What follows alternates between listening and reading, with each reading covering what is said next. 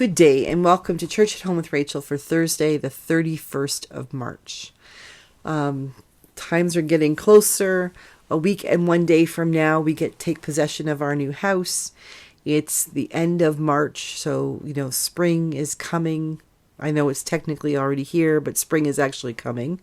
So I'm just thinking a lot about the future and thinking a lot about how things have changed and where God might be calling us to go.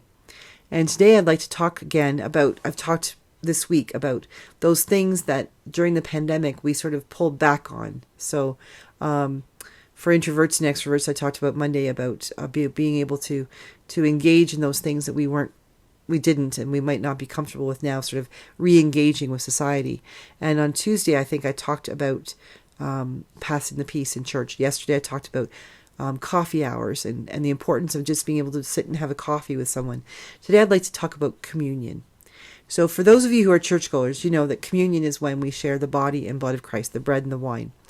And for those of you who aren't churchgoers, and maybe this isn't a really familiar thing to you, in the Anglican communion and in Roman Catholic and in Lutheran, we on a regular basis, sometimes more often or regularly than others, will have what's called a service of Holy Eucharist or Holy Communion, in which we listen to Scripture, we share prayers and things like that, but the central focus of what we're doing is really the act of asking God to consecrate the bread and the wine, to make it holy, that it will be the body and blood of Christ that we then receive and are filled up by, and then go out into the world to be the hands and feet of Christ in the world. Well, during the pandemic, we have, whenever we've been able to be present to each other, with each other in person, a lot of us have continued to have communion, but we've had it in what is called one kind. We have only been sharing the bread because at the height of the pandemic, the priest could wear a mask and gloves and administer the bread to each person without touching any skin, and germs weren't passed on. Well, we now have permission in the Anglican Church in this diocese to start sharing the common cup. So for Anglicans in particular, we have what is known as the common cup. So it's a big chalice, like a big wine glass, usually silver, and it's silver plated on the inside, and we have really high potency alcohol. The wine is like really strong alcohol content, which in itself, between that and the silver, kills germs. It just does. And then we have what's called a purificator, which is like a white linen napkin that we use to wipe the germs away. And then we use another spot so you never repeat, things like that. So it's really actually a lot safer than it sounds. Until the pandemic, we would use the common cup. And generally speaking, people would receive the wine, the blood of Christ, by drinking from the common cup. In some cases, although it is extremely, frowned upon by the church, people would do what's called intinction. They would take their bread and dip it in the wine. In and of itself, if done properly, this is it's not as dangerous as it could be, but things happen. And if you're like my stepson when he was 4, it was like taking the bread off a high dive board and driving into the pool. He would take his bread and he would, with no word of a lie, make this grand gesture as he dunked his bread in the wine up to his knuckles and then received the wine, and he crossed himself. What we want to do is avoid putting the germs that are on the tips of your fingers in the wine. So we don't do intinction. It's just, some people still do, but it really isn't allowed. So we have what's called the common cup. We all drink from the same cup.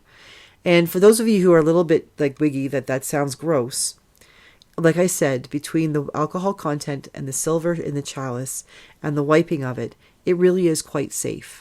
It really is. And there's been studies done to say that it is. That you're not going to catch COVID from the cup. You're not going to catch AIDS. That was the big thing in the 80s. It was the AIDS cup. You're not going to get that. That's not going to happen.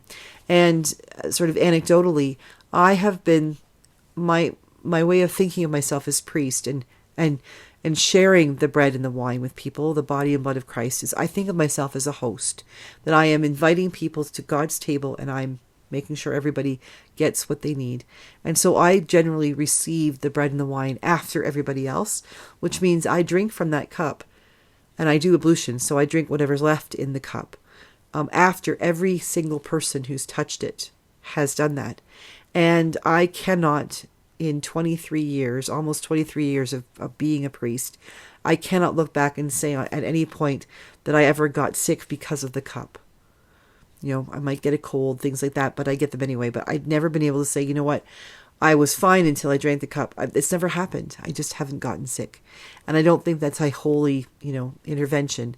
I think it's just because we're really careful and the germs are killed. That being said, during the pandemic, obviously, we stopped the cup. People were invited to come forward to have communion in one kind, in the bread only. And that is perfectly okay, because the essence of it is that the body and blood of Christ were broken and shed in love for us, that they were a sacrifice given for us, and that if we have received one, the bread or the wine only, then we are able to know that the gifts that God gave for us in his Son, Jesus Christ, on the cross and in the resurrection have been given to us. For some people, alcoholics, people might be allergic to wine. They sometimes will just simply touch the cup as we say the words. Or other people will just come forward and cross their arms across their chest, and we say the words to them, the blood of Christ is shed in love for you, or something like that. Well, some denominations use little plastic cups, and on a couple of reasons, I'm not a real big fan of that. On a practical reason, for the climate, it's not safe. I don't think it's good for the climate that we would, produce 20 or 50 or 100 little plastic cups that can't be recycled every Sunday for the wine that we receive. Because in the Anglican Church, we don't use juice. We use wine because that is what Jesus used at the Last Supper. He broke bread and he poured the wine. On the other hand, that's the practical end. For me, the importance of the common cup is just that. It is common to us all. It is the one cup, Jesus' blood in one cup, given for all of us to share. That no one is greater than any other. And if you remember watching the Indiana Jones movie, the one about the search for the Holy Grail, and Indy goes into the cave, into the place where there's grails everywhere, and he has to pick the right grail, the grail that Jesus apparently used at the Last Supper. And there's bejeweled ones, and there's stone ones, and there's all these things. And the one he picks up is a very simple chalice, the one that is the least obvious, the least provocative, the least holy looking one, because he recognized that Jesus was having a meal, just a basic meal. This was not something that we now later on looking back have talk about being this amazing thing. And in pictures and things, we might pick up a chalice and say, this is beautiful and gold and representative of holding the blood of Christ. But the fact is that he would have just picked up whatever common cup was there, common meaning, average and usual, and used it for, that's what he asked the people, the men, the disciples, to drink from. Then he said, this is my blood. This is what we're called to drink from, this cup. There's something very powerful about recognizing that we are drinking from a common cup. It reminds us who we are. We are God's children. No one is better than anyone else. No one, is more important than anyone else or less important. We are equally important in God's eyes, in Jesus' eyes, and we are called to drink from that one cup. I understand that people are going to be uncomfortable. I understand that they are going to be uncomfortable with drinking from the common cup for a long time. Just nerves about maybe there is a possibility of getting COVID or some other kind of communicable disease from the cup. And I get that. And I hope I would never make anyone feel badly about not receiving from the common cup. What I will do is ask that they come forward, and even if they won't receive from the cup or touch the cup, hear those words being given to them. Hear those healing words that say, the blood of Christ was shed in love for you. I think that's really important, that we make that decision, that we may not want to receive the wine, the blood of Christ from that cup that that we maybe can't get our minds wrapped around it being safe or not. But there's something about hearing those words being spoken that even if you don't participate in the physical receiving, you're spiritually able to receive that gift by coming forward. Just as you spiritually receive the bread. There are lots of people who, for various reasons, don't take the bread. They're allergic, fasting. There are lots of reasons why people might not receive it. But I still think it's important that they come forward in the act of communion. That act of communion, being one with God, common union with Jesus, to come forward to receive the body and blood of Christ. That even if they don't receive it physically, they're able to receive it spiritually. I also know that some people might choose to go to a different place, for at least for the time being, someplace maybe where they do have the little cups, or they maybe don't do communion as often. I hope that people will make a faithful decision about what they choose to do based on what their own theological understanding is, what their needs are, and balancing the need to be comfortable in worship and receiving what God is offering in worship. I happen to be Anglican, and I don't worry about receiving germs from the common cup. I believe it is safe, and so I will receive from the common cup. But I also will not judge anyone if they choose not to receive the common cup. That is completely up to you. As far as I know, we are not being given permission, and I would feel uncomfortable with having a little cup option. That's not where I am theologically.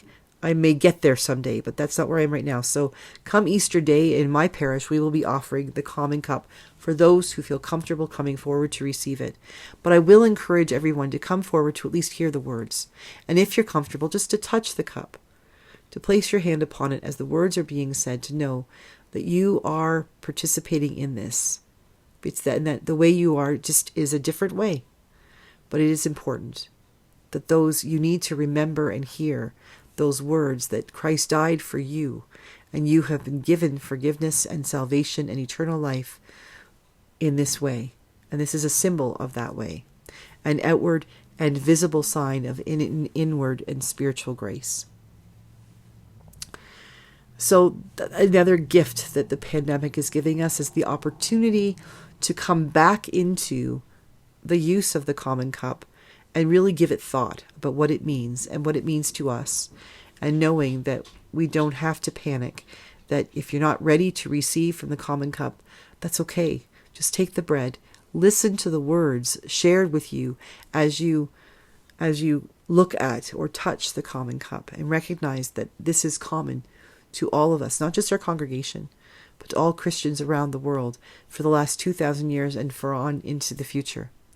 That we may have been separated, the pandemic may have changed things, but the essence of the important things of life, the pandemic cannot take away. And that, I think, is what I hope you take away from this talk about the common cup, which, as I said, will start up again on Easter Day. I think that's just the most appropriate day that we would do that. I pray that you have a great day. God bless you, and I will see you again tomorrow for Church at Home with Rachael on Friday.